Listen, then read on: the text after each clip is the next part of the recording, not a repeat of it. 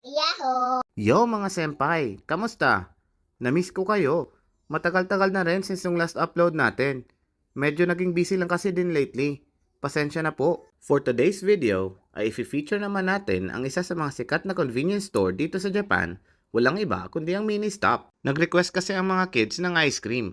At dahil sa rest day ni daddy, kaya sige, pagbigyan na natin. Andito na tayo mga senpai. Ang unang-una nyo nga palang mapapansin dito sa Japan ay yung parking space nila. Mas malaki pa kaysa sa mismong area ng store. Eto nga pala yung loob ng mini stop mga senpai. At dito naman nakalagay yung mga ice cream.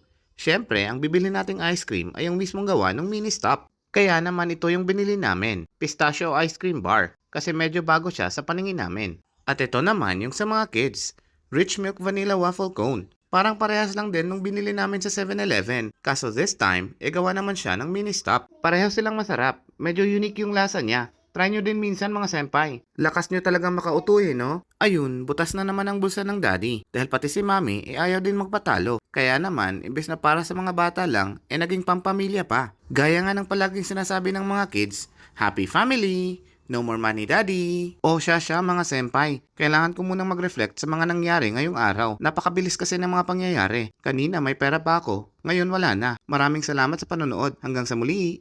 Bye-bye! Kanye!